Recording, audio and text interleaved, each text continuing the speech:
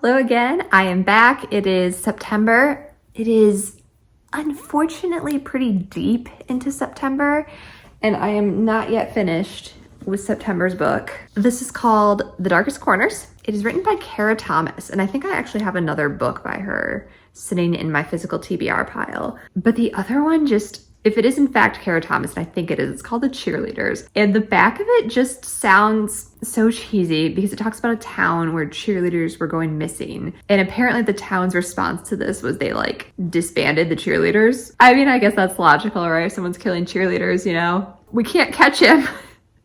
So we're gonna foil him by making there not be any cheerleaders. So just that premise kind of made me think it was going to be more of a cheesy, corny YA thriller. But I read a book by her that came out earlier this year, and I cannot remember the name of it. I'll throw up a little picture of it, the cover, but I really liked it. It was very dark. I liked the writing style. I was excited to read more by her, and at that point, I'd already picked this to be in my Buzzwordathon challenge, so worked out good. And the reason I have not finished this book, 2 weeks ago, is not because there's anything wrong with it, or I'm not looking forward to reading it, or I'm not enjoying it. It's just, there's been a lot of books coming out that I've been wanting to read. I've been busy. I finally had to go back to the workforce. I had a whole summer as a stay-at-home wife and dog mom, and it treated me pretty good, I'm not gonna lie. And now I'm out there working again, and what free time I do have, I've been reading other books. I've been rewatching Black Sails for the third or fourth time. I've been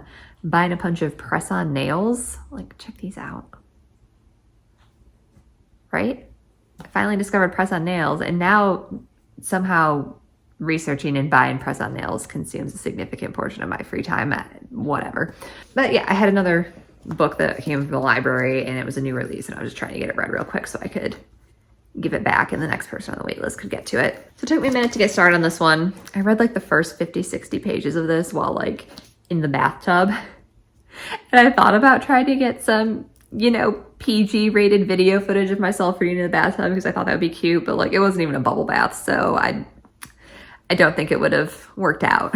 But I'm really enjoying this. I really like her writing style, her word choice, the flow, the way she describes things. This is a book about two girls. They're about 18 years old. They were witness to a crime, and they testified and helped put the man on death row. Suddenly, there have started to be new evidence that perhaps this man was not actually guilty, and they're reconsidering their whole role in it. So it's good, it's mysterious, it's a little dark. I have a feeling it's gonna get darker because the other book I read by this author went real dark. So I'm excited to see what this one has in store for me. I'm pretty sure these are YA, but it's interesting because there really is quite a range in YA. And they kind of label them. If you look closely, you can usually find something on a book like this that says 16 plus. Or maybe not, because I don't see anything like that. But all these books, everything from this to the super fluffiest PG rated YA books,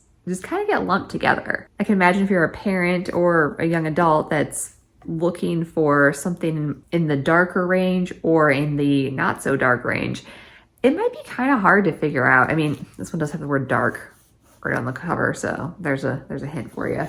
But there's talk of murder, prostitution, sex, pretty much everything in this. So far, not particularly graphic, but it's in there. It's being talked about, versus other YA books would never go anywhere near some of those topics. So it's interesting to me what a range there is. And it does make sense. I mean, if you're looking at YAs being 14 through 19, that is a kind of definitive time period. You do change a lot from 14 to 19, but I feel YA is pretty broad and maybe should be divided up a little bit more than it is. But yeah, I'll keep you guys updated on this. So far, I'm really enjoying it.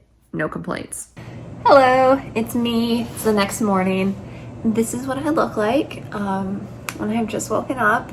You're welcome for me sharing this with all of you. Today, I was supposed to have a fun Saturday with my husband. He had the day off, and it's a beautiful Saturday morning, and we were thinking about going to get some apple cider and some cider donuts at the orchard kind of near our house. But however, he was technically on call today, and he did get called into work, so that dream is dead. And instead, I have decided to come up with some new goals for today that I'm going to share with you and make a video about to keep myself accountable because otherwise I'll probably just like laze around the house and feel sorry for myself and like watch TV and TikTok all day, which is what I did yesterday. So goal number one, and the reason why this is going to be, what is up with this? Why are you like that? The reason that this is going to be a video, one of my goals is to finish this book today. I am not quite halfway through. I think it's probably got about 200 pages left. Yeah, almost exactly 200 pages. So it's not like an easy finish, but that is like well within my capabilities to read 200 pages of a YA book in one day.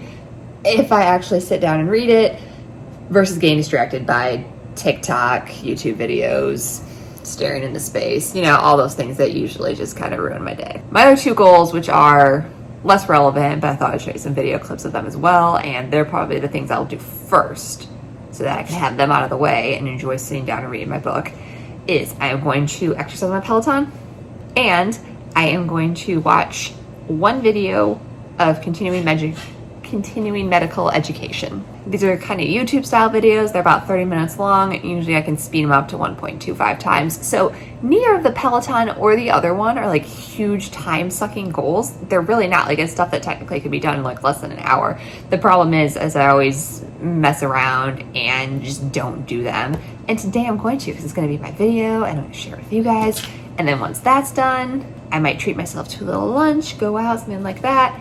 And then I'm gonna finish this bad boy and tell you guys what I thought about it. So right now I'm about to have breakfast. I'm drinking my morning tea in my cute little novelty mug. I am not a morning person, as you can all probably tell, but I'll let you know how things go.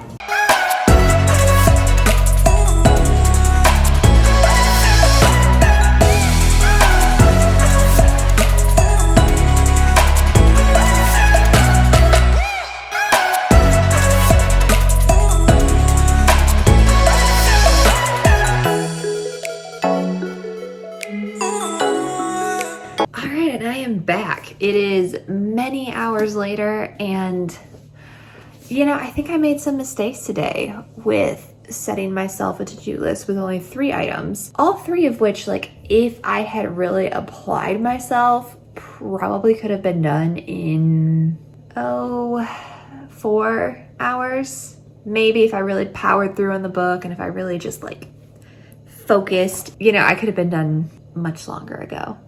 As of now, it's after midnight, but I did everything today. I did my Peloton, which I got some footage for you guys of, and I did my EMU boot camp, and I finished this book. I believe this book was the first one by this author, and I got a couple thoughts on it.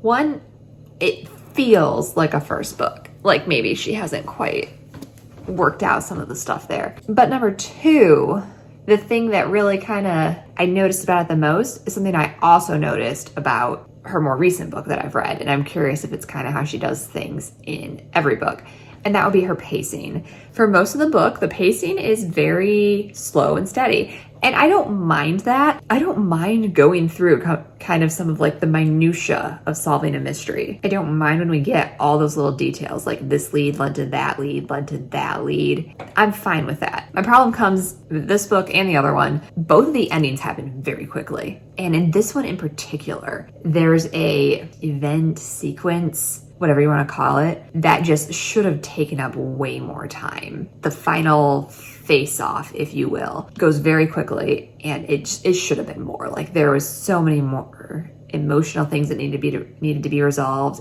Instead, it was just all very quickly wrapped up. And that's why my rating for this one's kind of on the lower side. I thought quite a bit about it. I knew it wasn't like a perfect 5-star, but I thought maybe I could justify like a 4.5. But I think that timing and just, it didn't give the emotional payoff that it should have at the end, because I felt like it just really rushed through it. I did like that everything's really well wrapped up, I think, and the mystery is satisfying. There was an opportunity to do more with it, and the author didn't. I have more to say, but like, I don't want to spoil this one because I do think it's worth a read, and I thought it was pretty good. One little like nitpicky thing that like, it's little and it's nitpicking, but also it really bothered me. The author is really careful to never say that this novel is taking place in the year 2016. After a lot of thought into it, I'm pretty sure it's the year this book is taking place, and that is the year this book was published. But because she never actually says it's 2016, whenever other dates are thrown out, it's very disorienting. And for a long time, I was confident that this book was actually taking place in 2013. And then when the dates of like this missing child come up, you know, you're trying to figure out like, okay, is this missing child one of the characters we're looking at? How old would this missing child be? It's very hard to figure that out. And it annoys me. I really, like, if you're going to put any dates in at all, you need to be clear about what's happening when and who was born when and everything. Because this book very much deals with this author's, the character's family and the family drama, and it's just hard to have a timeline. In addition to it just being kind of like generally confusing, there's also like an error. Like the missing child date that I was mentioning, initially it says that the missing child went missing in 1991. And then literally 2 pages later, it says 1994. And 1994 is the date that's used again in the book. But with how old the child was said to be when she went missing, and then I cannot make the math add up. So there was a couple errors. The wrong date was given once, and then the correct date, the math still does not work. And it was really annoying to me. And there's another one too that I think was an error. I just wasn't quite dedicated enough to go back and make sure. There's another character, the main girl, Tessa and Callie, they track down. And they track her down by finding a picture of her in her yearbook. And it specifically says the yearbook's from 2003. And it says that this character, she has a quote from Sex and the City as her quote underneath her picture. I'm not positive it said that it was her senior yearbook, but like only seniors usually have quotes in the yearbooks that do that. This character I thought was supposed to be the same age as Jocelyn, the sister of the main character, but there's no way Jocelyn could have graduated in 2003. Either that girl wasn't actually her age, but I'm pretty sure she was, or it wasn't their senior yearbook, and they just randomly had quotes under their pictures when they were like freshmen. And like, I don't think people do that. I don't know. It's one of those things that drives me nuts in a book when like the timeline just doesn't add up. Like even the historical timeline. And I know sometimes people try to avoid dates because they don't want to date the book. Like, I don't know. I guess they think a teen wouldn't want to read this like in 2021 if it was about teens in 2016. But it's going to happen anyway. Like there's just no way to avoid it with like the way technology is. Like you don't need to way overdate yourself by like making a bunch of like pop culture references that are going to expire and no one's going to get in 5 years. But like, it's okay to say what year it is. Just saying. I'm just going to put that out there.